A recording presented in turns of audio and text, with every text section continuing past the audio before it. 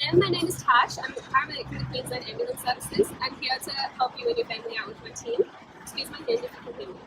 It's vital to introduce yourself to the patient to establish a patient-to-professional rapport.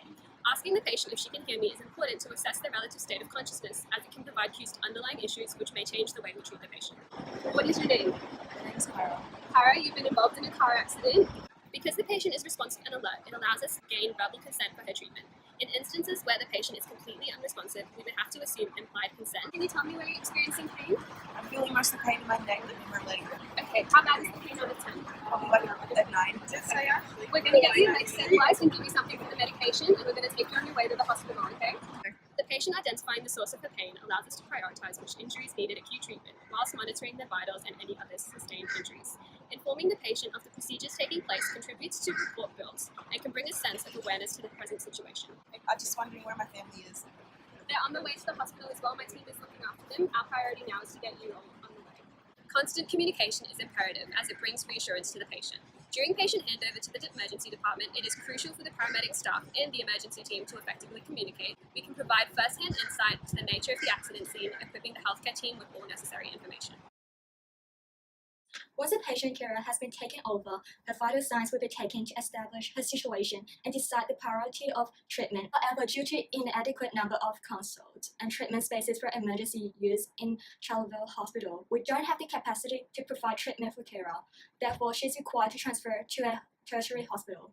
Hi Kara, I'm an emergency nurse from the Charleville Hospital. We have just taken over your case from the paramedic. Your family has also been taken to the same hospital and under the doctor's care. Unfortunately, due to limited bed spaces in our emergency department, we have to transfer you to a tertiary hospital. We will now check your vital signs and take a series of medical scans. Alright, that's fine, as long as my family's okay. To keep Kara calm and well informed about her situation, explaining the health procedures and informing her family's situation will be necessary. My role is to manage Kara's cancer treatment. This includes the design and delivery of her prescribed radiation treatment. Kara, the doctor has concluded from the head and neck CT scans that you have been diagnosed with a very common thyroid cancer, papillary carcinoma in the left lobe of the thyroid. Unfortunately, the cancer case has become severe due to late diagnosis. What are my options for treatment and what side effects are included? So your best treatment option is to undergo surgery to remove as much of the cancer as possible. Next is the radioactive iodine treatment that is used to kill any remaining thyroid tissue. Your pharmacist Phoebe will explain this further. This treatment will be given daily for 15 minutes from Monday to Friday for about 33 days. What are my side effects of this treatment? So side effects such as sore red skin, difficulty swallowing, and general fatigue are likely to result. There may also be complications with your feet. If so, I will refer you to your podiatrist, Lily. Oncology nurses often serve as cancer patients' first line of communication and provide care throughout cancer treatment. I'll provide her intimate care, assess any clinical needs, checking her vital signs accordingly, and report any reactions to her radiation therapist. Long time after radiotherapy could permanently change Kara's skin and nails, therefore she'll be more vulnerable to infections.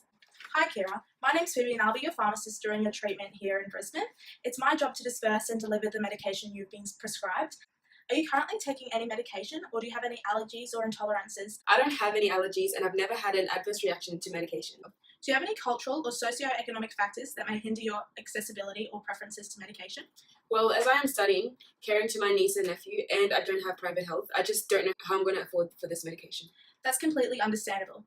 There is something called the Pharmaceutical Benefits Scheme, where the government subsidises the cost of medication.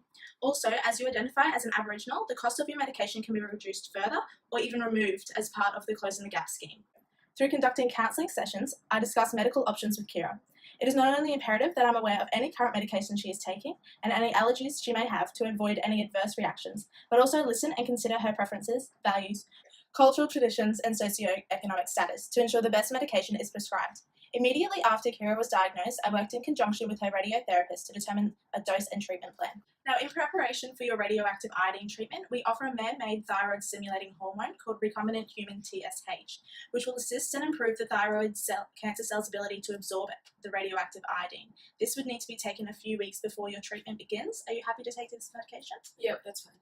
Yeah. You'll also need to follow a low iodine diet for 2 weeks prior to your treatment. So just no dairy, seafoods, iodized salts. Is that okay? Yeah, that's okay. My role as a podiatrist is to restrict and restrain abnormal conditions that occur in the feet and the lower limbs. However, we also work in aiding and correcting any deformity whilst keeping people mobile and active in their daily routine. Whilst undergoing this therapy, I will be having frequent appointments with you in regards to the condition of your feet and lower legs. Due to this, unfortunately, you'll be more vulnerable to infections such as ingrown toenails, tinea, and bacterial infections like cellulitis and foot edema. Sensations of feeling numb is quite common, as well as becoming super sensitive in the feet, making it hard to walk. This is due to the inactivity whilst in hospital.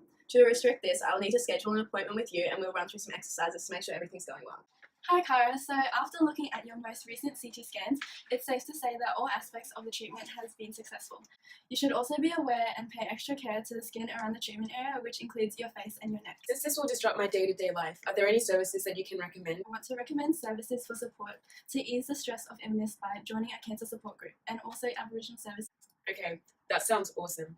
I feel as though being with my Aboriginal community will comfort me during this difficult time. Hi Cara, so I've heard back from your radiotherapist that the surgery and everything has gone well and it's time for you to head back home. I was just wondering how frequent the future appointments will be. Well, in regards to appointments, we have services provided by Allied Health to fly podiatrists up to your hometown to do monthly checkups on your lower limbs.